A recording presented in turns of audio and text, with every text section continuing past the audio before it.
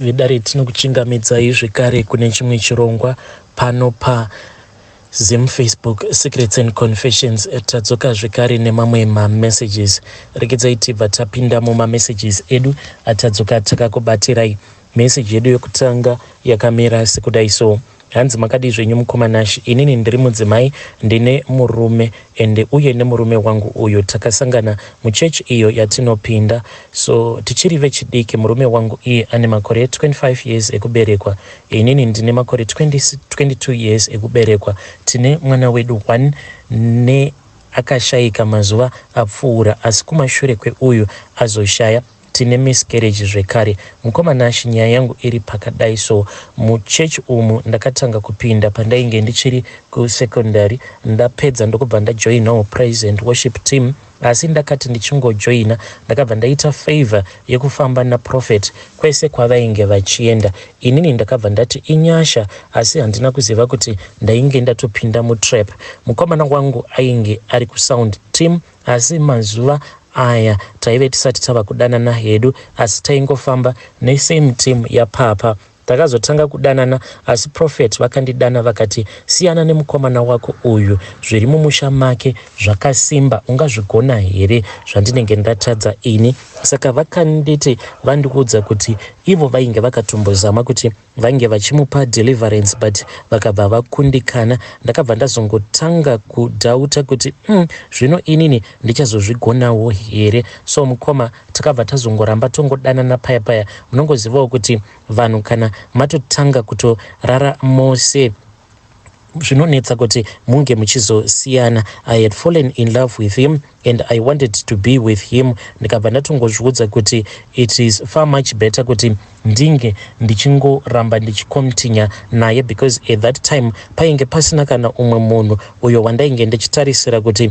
ndinokwanisa kuzodanana naye. So mukomana wangu vakabva vati iye ndine umwe wandiri kuda kuti ange achizororana naye. Vakanditi nekuti iyewo musikana uyu ainge arimo mupraise and worship, naiyewo ainge aine mamhepo ekwake, ivo vakabva vanditi inini ndinoda kuti ivo vakabva vati ndinoda kuti iwewe munhu wauchazodanana naye ange achizova munhu wekuti kumusha kwavo kunenge kusina kana madhimoni, especially madhimoni enhamo. So I got so scared, but sezvisineiwo mukoma ndakangoramba ndichidanana neboyfriend yangu in secret. So pane time Prophet yavakazondidana kuhotel. Panguva iyi tainge tiri kucrusade kuCape Town. Ndakabva ndaenda kwandainge ndadanwa. Munhu akandiperekedza aiva mukomana uyo anoimba kukwaya nesu, zvekuti kuna Prophet kana vada musikana vanongomuudza iye yuyu because he trust him a lot. Iye obva aendesa musikana uya kwavari.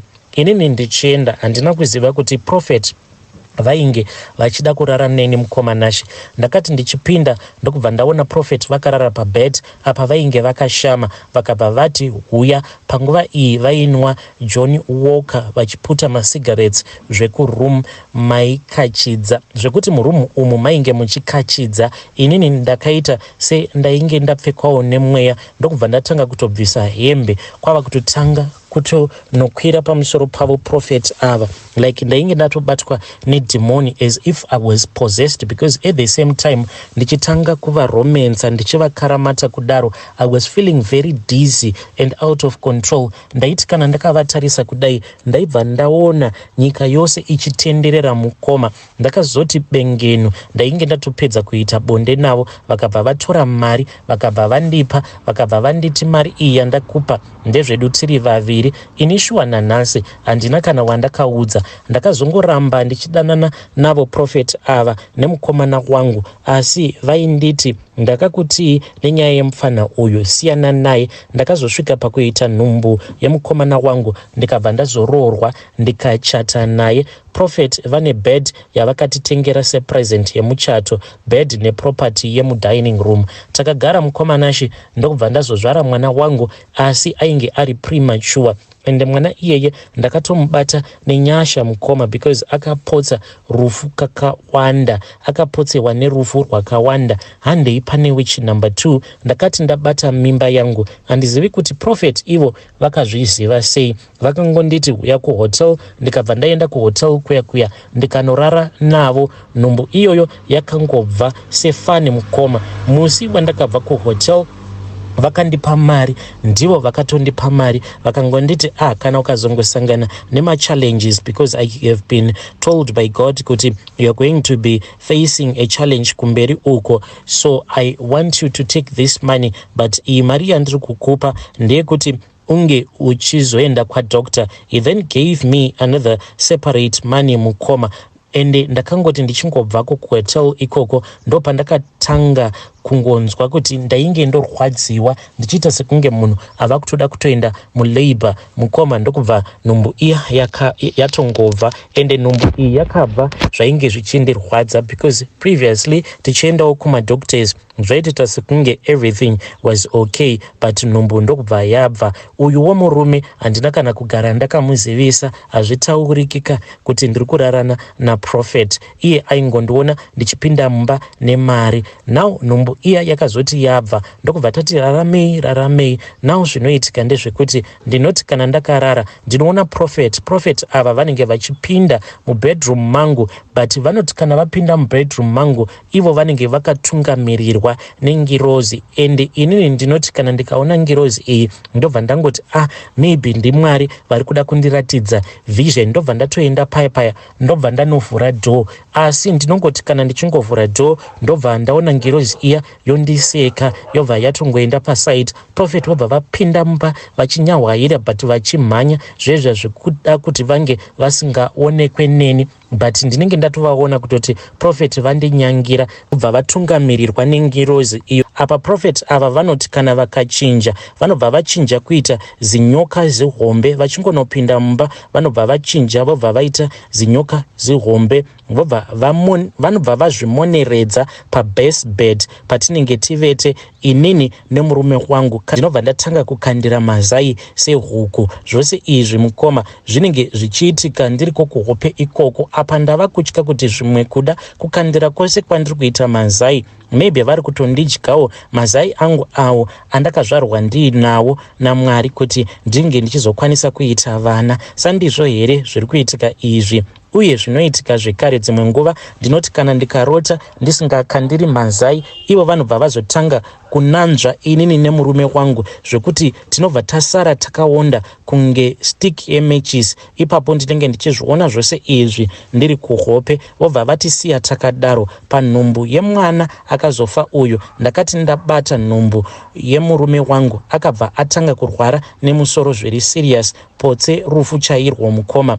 Prophet vakati murume wangu ari kuhospital vakandishevedza mukoma. The pain that he gave me vakabva varara neni vakabva vati iseed yandiri kupa kuti murume wako ange achirarama. Ndichibva kunoita bonde navo ndakasvika kuchipatara, murume wangu ainge atogara ava kutodya mukoma, ainge atopora zvekuti zvakatondishamisa, kubva manesi chaiwo akatoshamisika nazvo. Asi inini ndakazoudza vanhu kuti ndiri kubva nekuchechi Prophet vanamata kuti apore. Zvebonde handina kana kumbogara ndataura, ndakasenga mimba kusvika pakunozvara mwana wangu, asi Prophet hazvina kuvaitira mushe. Vaingoisa mamessages ekuti wai usingateerere iwe. Mwana wangu akakura ava ne11 months mukoma. Prophet vakaisa message yekuti uya nemwana Sunday neseed. Shuwa nguva yeseed yakakwana ndikanoisawo paaltar paiisa vamwe, asi Prophet vakabva vanobata mwana mumusoro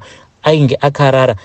Chechi yakati yapera mwana aingove akarara. Zvinova zviri zvinhu zvakandinetsa kuti ko mwana uyu azorara sei zvakadai. Amai vangu ndipo pavakaona kuti zvinhu zvainge zvisisina kumira mushe. Takabva tamhanya tikaenda kuchipatara. Tichibva pachechi mwana ndipo paakanzi ainge ashaya mukoma. Nei hapana chakaonekwa papostmortem. Ndakaviga mwana wangu, mari yose yemariro yose yakabva kuna Prophet ava. Ndichibva kumakuva ndakanzi ndiri kudiwa kuonekwa naProphet. Ndakaenda musi iwoyo wandaviga mwana. Prophet vakabva varara zvikari neni, but this time takarara kumaoffices kwavo, ende vakati ndimbouya ndinge ndichigara navo, ende ndichinogara navo mukoma chakandirwadza ndechekuti ndainge ndichiita sekunge munhu ari kubviswa hanzi mweya wedepression. Saka dzimwe nguva vaibuda vachienda kuchechi, then amai prophet vanenge varimo zvavo vachiita zvavanenge vachiita. Apa pamba apa pane mamaids 3. Saka inini chekuti ndinge ndichiita painge pasina. Apa ndainge ndakatopiwa rumu yangu, so profeti vaizopota vachiuya vachirara neni paya pavanenge vabva kuchechi. So ndakaita mwedzi wose ndichigarapo pamba pavo, apa ndichingoitwa mukadzi navo. Kumurume ndainge ndichingonzi ndine dhimoni randibata redepression. Kana ndikasapiwa deliverance, dhimoni iri rinokwanisa kuzotondiuraya. Mukomanashi, ini ndafunga kuudza murume wangu zviri kuitika, nekuti ndaneta nekurara naprofets ava. Izvezvi handizivi, pamwe ndinoshandiswa kumarituals ekuti church izare vanhu. Mafiro akaita mwana wangu handina kana kumanzwisisa mukoma. Even miscarriage yandakaita, chandiri kuona murume wangu ndiye asara kuurayiwa kuti vanyatsokundita mukadzi, because chinondinetsa ndechekuti kana ndikarovha kuchechi mukoma vanondipopotera zvezvokuti it is not normal at all. Vanotondituka nemavulgar words vachinditi why usina kuuya kuchechi, as if kuuya kwangu kuchechi, huvepo hwangu ndirimo muchechi, hune zvaunokonzeresa kana kuvabatsira. Please assist me nema ideas. I am scared of him because munhu atori nemazi connections zvekutodaro. Hey, vedare ndo message iyo yandakatumidzirwa ichibva kuna vanzvadzi vedu. Zvakangoma hazvo vedu we. Please ngatitaure navo vanzvadzi vedu ava mucomment section. Hey, amene kuti nhau idzi dzemaprofits dzingagadzirisika sei kuti vanhu vasaramba vachisangana nemachallenges awa. Inhau yekuti munhu one ndiye anenge achingonzi iye ndiye ari in control.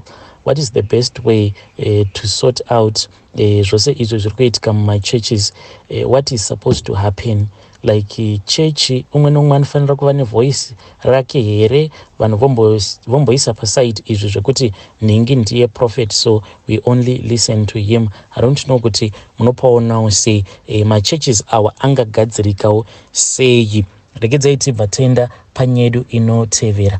Nyedu inotevera yakamira sekudai so. Hanzi makadi zvenyu mukomanashi, ndinokumbirawo kuti munge muchindipostirawo nyaya yangu makaviga chitupa changu. Pari zvino hangu inini nemudzimai wangu tigere zvedu kunyika ino yevatorwa, but confession yangu, secret yangu iyi yakaitika apo patainge tichiri kumusha mukoma. Zvakaitika ndezvekudai so, inini ndainge ndagara hangu ndichitengesa ma-ice cream zvekare nema-cascade. Zvino vadzimai vakabva vazoti mari iyo yamuri kuuya nayo mumba ndinoona sekunge ishoma, tadii taunganidza mari. Kana taunganidza mari then tobva tazotangawo chibusiness. Ende vakandibvunza kuti chibusiness chatingatanga kana kuri kunzi tawana mari ndechipi. Then ndikabva ndati ini ndichangoita basa iro riri randajaira rekutengesa mukoma. Ndo pandakabva ndazoti paya patakaunganidza mari ndikabva ndaita madhiri kubasa, tikatoita dhiri tikabva tatoba, ndokubva ndatanga zvangu nestock yangu yainge yakati nakei mukoma. Zvino zvatakazoita ndezvekudai, tainge tava kupota tichivhura mamwe macascade tobva tamaminina.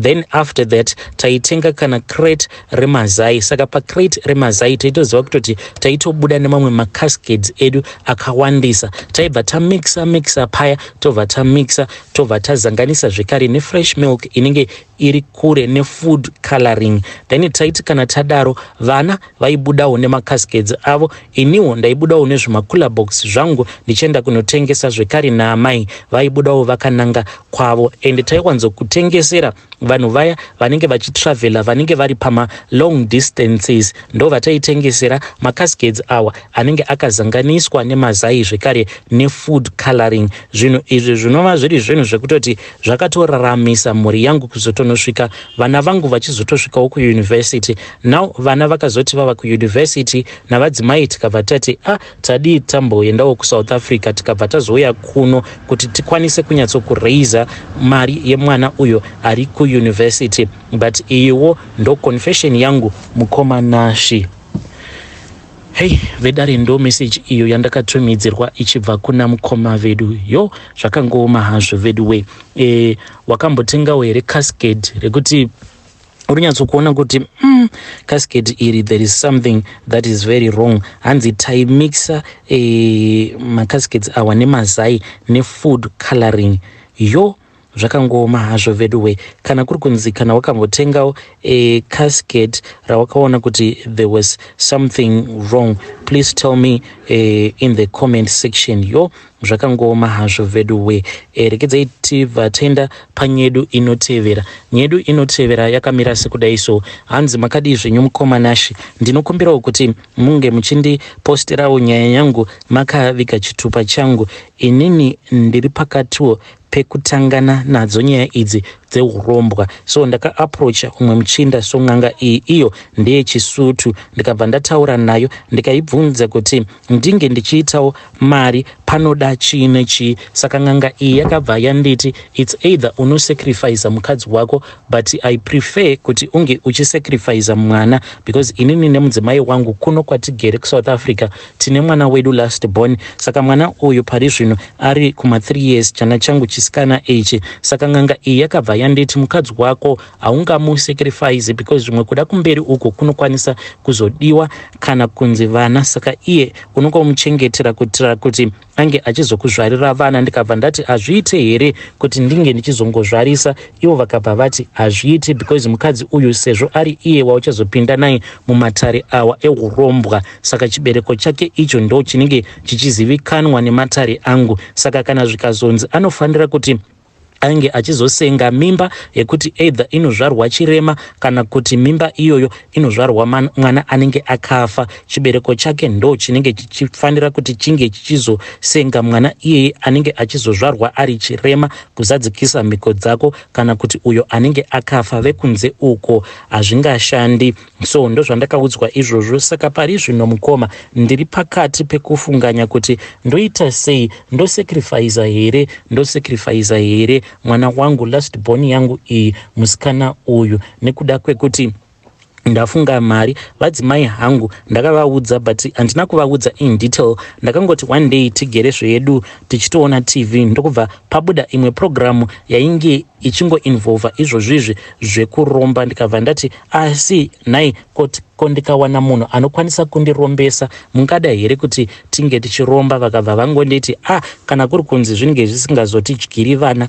hapana kana dambudziko. Saka ndakabva ndaona kuti munhu wekuti anokwanisa kundinzwisisa kana ndikazosvika panzvimbo yekuti panenge pava kuchidiwa manje ropa remwana wedu. Saka ndakangomuudzawo nyaya yacho muchidimbu, handina kumuudza everything mukoma. So ndo nyaya yangu iyo yandiinayo. Handizivi kuti ndoenderera mberi here nemishonga iyi yandiri kuda kubatana nayo, mishonga iyi yeurombwa, kana kuti ndongosiyana nazvo. But ndosiyana nazvo ndichiti ndinotangira pai. Apa muno macho mabasa acho ava kunetsa. Pari zvino vadzimai vangu vangoriwo nechimusika chavo icho chavanotengesa madomasi nemabhanana, but zvakatongooma. Munongozivawo kuti muno muSouth Africa hazvina mari izvi zvekuita kamusika, because vanhu vazhinji vanongozviendera zvavo kumashops. Ndinokumbirawo kuti munge muchindibatsirawo vedare, please ndibatsireiwo nema ideas. Hey vedare, ndo message iyo ndakatumidzirwa ichibva kuna mukoma vedu. Hanzi ndafunga kuromba. Apa kuromba kwacho kuromba neropa, pari kudiwa kurombwa neropa, urombwa hweropa. Hey, zvakangoma hazvo vedu way. Please ngatizamei kuti tinge tichitaura navo mucomment section mukoma vedu ava. Unotoshaya hey vedare, ndo message iyo yandakatumidzirwa ichibva kuna mukoma vedu. Zvakangoma hazvo vedu we.